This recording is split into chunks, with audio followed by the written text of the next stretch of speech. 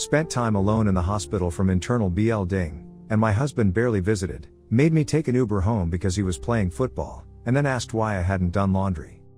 I, 41F, never thought I'd be posting here, but after the week I've had, I need some outside perspective. I recently spent 5 days in the hospital with what turned out to be a major medical emergency, and I'm still trying to wrap my head around how my husband, 45M, of 16 years handled the situation. It's been eating at me, and I don't have anyone else to talk to about this. We are a family of 4, me, my son, my daughter and my husband. Last Tuesday started like any other day. I woke up with this weird stabbing pain in my right side. It was intense enough that I had to sit on the edge of the bed for a few minutes before I could even stand up straight. I tried to brush it off, popped a couple Advil, made my son's lunch, and drove to work anyway because I had this big presentation I'd been preparing for weeks. My husband was still asleep when I left since he works second shift. Our daughter was away on a 2-week college trip with limited phone access, so it was just the 3 of us at home during this whole ordeal. I didn't even tell her what happened until she got back, since there was nothing she could do from thousands of miles away, and I didn't want to ruin her trip. By lunchtime, the pain had gotten so bad I couldn't even focus on my computer screen. I kept thinking it would pass, but then I got lightheaded in the middle of a meeting and had to excuse myself. My coworker Jenny found me curled up in the bathroom stall, sweating through my blouse. She immediately offered to drive me to urgent care even though we had a deadline that afternoon. I kept telling her I just needed a minute, but she practically dragged me to her car. The urgent care doctor took one look at me and called for an ambulance to the ER. That scared the shit out of me. My blood pressure was 82/45, which apparently is dangerously low. I remember the doctor saying something about possible internal hemorrhage to the EMTs. They wouldn't even let me walk to the ambulance. In the ER, they hooked me up to all these machines, drew about a gallon of blood, and rushed me in for a CT scan. That's when they found significant internal bleeding in my abdomen from what they suspected was a ruptured blood vessel near my liver. The ER doctor said they needed to monitor me closely and might need to perform emergency surgery if the bleeding didn't stop on its own. I called my husband from the ER bed at around 2:30 p.m. Our son would need to be picked up from school at 3:15. When I explained what was happening, there was this long pause on the phone, like he was annoyed at the inconvenience. He finally said he would pick up our 8-year-old son from school and then figure things out. "No, are you okay? Or I'll be right there." I spent the next 6 hours alone in the ER, getting poked with needles every hour, undergoing more scans, and talking to various doctors who all had different theories about what was happening to me. A vascular surgeon came by and explained the risks of intervention versus watchful waiting. A hematologist wanted to run tests for bleeding disorders. An oncologist was called in because they were concerned about potential masses. Nobody could figure out what caused the bleeding, which was somehow even more terrifying. By 8 p.m., I still hadn't seen or heard from my husband since that initial call. My phone was about to die, so I sent him a text asking if he was coming to the hospital. He replied that our son had homework and he needed to make dinner, so he'd try to come if there was time. He didn't come that night. I was admitted to a hospital room around 11 p.m., still completely alone, wearing nothing but a thin hospital gown with my ass hanging out as the transport team wheeled me through the cold hallways. That first night was the worst. Every hour, someone came in to check my vitals and take more blood. The nurses kept asking if I had someone coming to stay with me. Each time I said my husband might come tomorrow, they gave me this look that was somewhere between pity and concern. I kept thinking about my dad, who died from an aneurysm when I was 19. She went from perfectly healthy to gone in 48 hours. I couldn't stop wondering if the same thing was happening to me. The next day, my husband finally showed up around 2 p.m. with a change of clothes and my phone charger. He didn't bring my toothbrush or deodorant, though I'd asked for those specifically. He stayed for exactly 22 minutes, I timed it on the hospital room clock, before saying he needed to get back to work. He missed meeting with the vascular specialist who came by 10 minutes after he left to discuss my treatment plan and potential causes for the bleeding. That doctor ordered more tests and mentioned the possibility of a rare genetic condition. That evening, my mother-in-law called my hospital room. She said she'd only just heard I was in the hospital from my sister-in-law, who saw my Facebook post asking for good thoughts. My mill was upset that my husband hadn't told her and immediately offered to watch our son so my husband could stay with me. I thanked her but said I'd have my husband call her. He never did. During the next 4 days in the hospital, my husband visited twice more. Each visit lasted less than 30 minutes. The first time, he brought our son, who gave me a quick hug before plopping down in the chair and playing games on his tablet the entire time. I understand, he's 8 and hospitals are boring, but my husband made no effort to engage him or help him interact with me. During his final visit, the attending physician came by to discuss my case. Instead of listening or asking questions about my condition, my husband kept interrupting the doctor to complain about the hospital parking fees, $8 per day, which yes, is annoying, and how much the insurance was being charged for my room. The doctor looked so uncomfortable. After he left, my husband said, "Well, at least we've met our deductible for the year." That's it.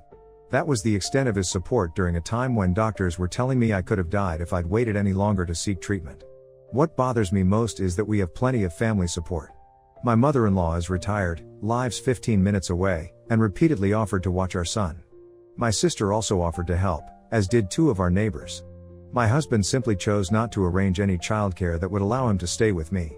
He didn't even bring me real food, even though the hospital cafeteria was right downstairs and he knows I hate hospital food. Each night, I lay there alone, watching other patients with family members who stayed overnight, brought them food, advocated for them with nurses, or just held their hand through scary procedures. The woman in the bed next to mine had her husband there constantly. He slept in that uncomfortable recliner chair for 3 nights straight. They were in their 70s, and he never left her side. When a doctor mentioned the possibility of cancer as one explanation for the unexplained bleeding, they needed to rule it out. I had no one beside me to process this information. I just nodded and said I understood the plan for additional testing, then spent the night staring at the ceiling, imagining the worst. By Saturday, the bleeding had stopped on its own, and my blood counts were slowly improving. They scheduled me for discharge on Sunday. I texted my husband on Saturday night to let him know I'd be coming home around noon the next day and would need a ride. Sunday morning, as I was waiting for the discharge paperwork, he texted that he was in the middle of a football game with friends at the park, so it would be easier if you could just Uber. So that's what I did, called an Uber while barely able to walk, carrying a plastic bag with my belongings. When I arrived home, the house was a complete disaster. Dishes piled in the sink from what looked like days of meals. Laundry overflowing the hamper. Pizza boxes on the counter. Empty soda cans everywhere. And in the middle of it all, my husband and son were playing video games on the couch. Neither of them even stopped playing when I walked in the door. I stood there for a full minute, still wearing the hospital bracelet, holding my little bag of belongings, and neither of them even looked up. Finally, I just went to the bedroom, took a shower to wash off 5 days of hospital grime, and then went to the kitchen to make myself a sandwich because I was starving. While I was in there, I started cleaning up a bit despite doctor's orders to rest and avoid any exertion for 2 weeks. My husband walked in, grabbed a beer from the fridge, and walked out without saying a word. Here's what I don't understand. When my husband had kidney stones 3 years ago, I took a week off work, stayed at the hospital overnight in that same uncomfortable recliner, and handled everything at home. I arranged playdates for our son, kept the house running, and still visited daily with home-cooked meals and clean clothes. When his father was hospitalized last year with heart problems, I managed our household solo for 2 weeks so he could be at his dad's bedside daily. I drove our son to and from school, handled all his activities, cooked, cleaned, and took care of everything so my husband could focus entirely on his father. I never once complained because that's what partners do. We renewed our vows on our 15th anniversary last year in front of 50 friends and family members. He stood there with tears in his eyes and publicly promised to stand by me in sickness and in health, for better or worse. I believed him. But the first real test of that promise came, and he effectively left me on my own when I was at my most vulnerable. I haven't directly confronted him yet about any of this because I'm still recovering and don't have the energy for what will inevitably turn into an argument. He's acting like everything is completely normal. This morning he asked why I hadn't done laundry yet. When I reminded him that the doctor said no lifting over 5 pounds, he just shrugged and said, "The laundry basket doesn't weigh 5 pounds empty." My mother died of cancer, so hospitals already terrify me. I spent my teenage years watching her fade away in a hospital room, and the smell of disinfectant still triggers panic attacks sometimes. Then just a few years later, my dad died suddenly from an aneurysm. My husband knows this. He knows about my medical anxiety.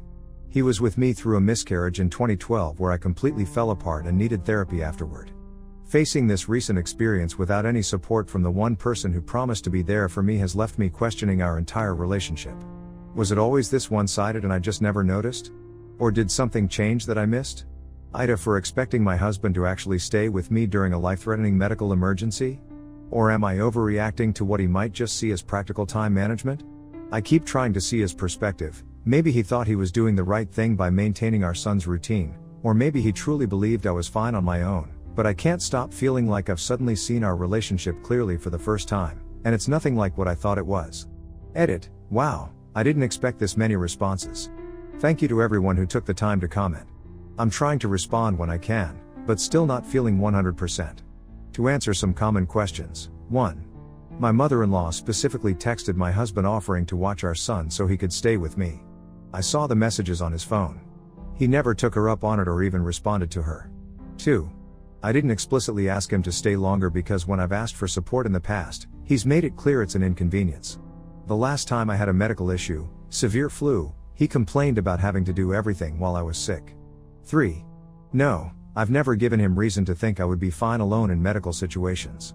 Actually the opposite, he knows about my hospital anxiety. He's seen me have panic attacks in medical settings before. 4. My doctor says I'm not supposed to lift anything over 5 pounds or do housework for at least 2 weeks while I heal. The bleeding could restart with exertion. 5. The doctors still don't know what caused the bleeding, and I have follow-up appointments with a hematologist and a vascular specialist next week. 6. For those asking about his behavior in other aspects of our relationship, yes, there have been other occasions where I felt unsupported, but nothing this extreme. He's generally an involved father and contributes to household expenses, but emotional support has always been minimal. 7. No, he doesn't have anxiety around hospitals or medical situations. His father was hospitalized multiple times last year, and he had no issues staying there for hours. Update: it's been almost 4 weeks since my hospital stay, and I wanted to update everyone who commented and messaged me. First, thank you people who took the time to respond.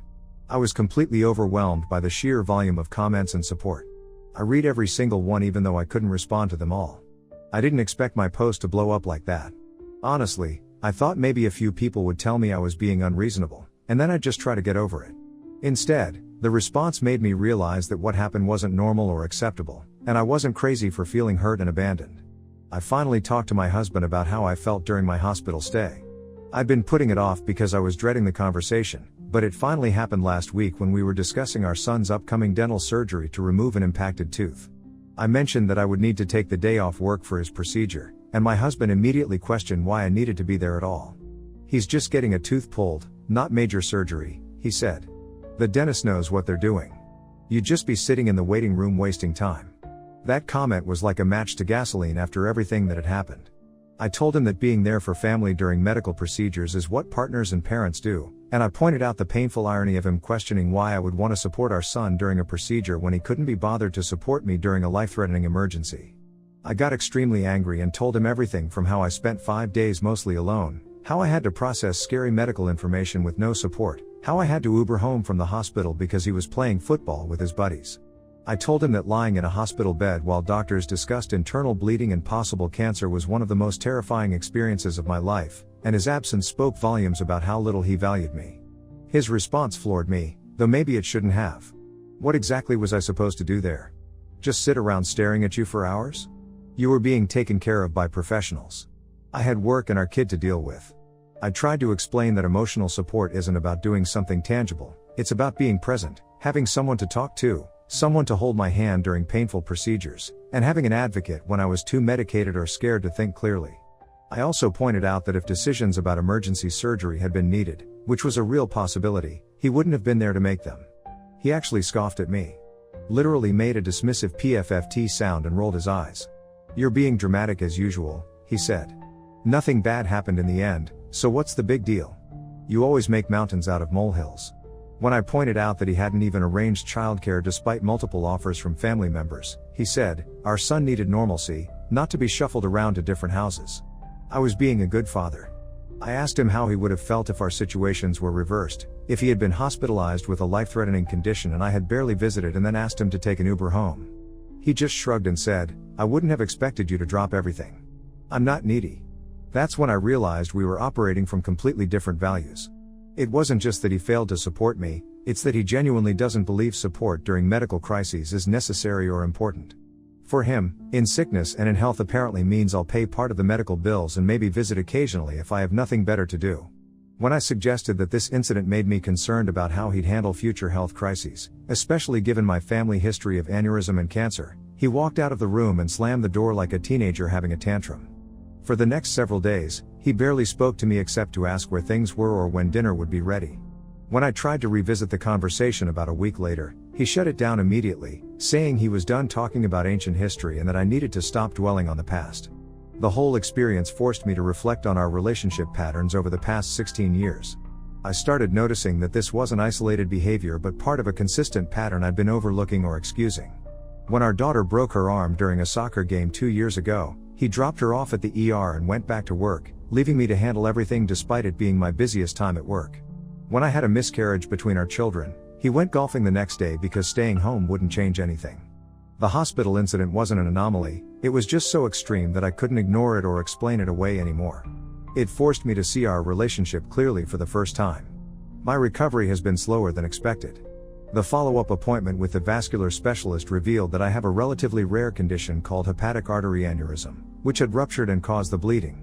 It's something I'll need to monitor for the rest of my life with regular scans, and I have a 15 to 20% chance of developing another aneurysm elsewhere.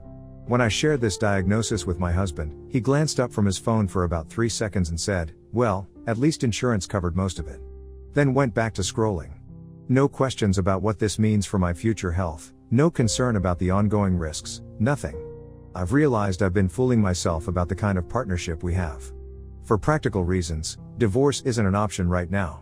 My job in healthcare administration doesn't pay enough for me to support myself and 2 children in our expensive area, especially with my ongoing medical costs.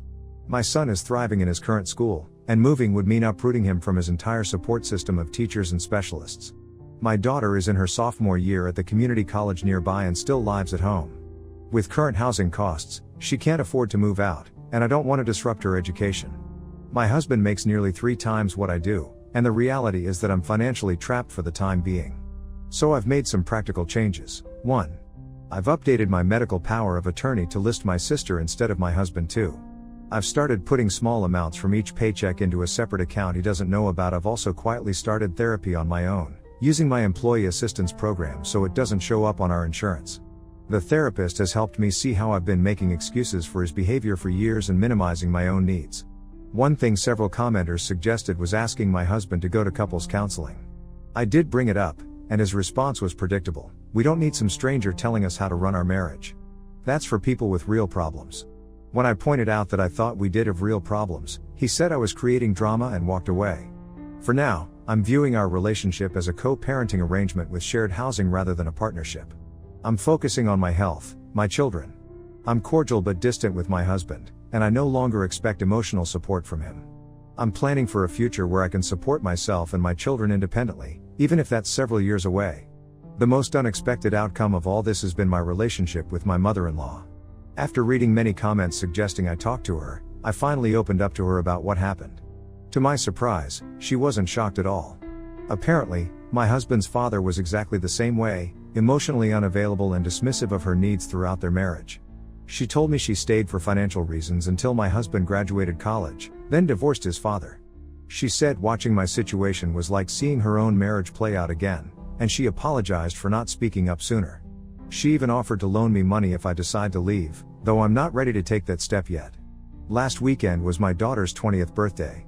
I planned a small celebration at home, and during the party, my mother-in-law pulled me aside and whispered, "You deserve better than this. Don't waste as many years as I did waiting for him to change." Coming from her, that hit hard. It's strange to be living in this limbo, technically married but emotionally divorced, sharing a home with someone who feels more like a roommate than a partner. It's not what I wanted or expected after 16 years of marriage and building a family together. But pretending everything is fine would require a level of self-deception I'm no longer capable of. For those who asked about my medical recovery, I'm doing better physically. The bruising has finally faded, and I'm back at work full-time, though I still get tired easily.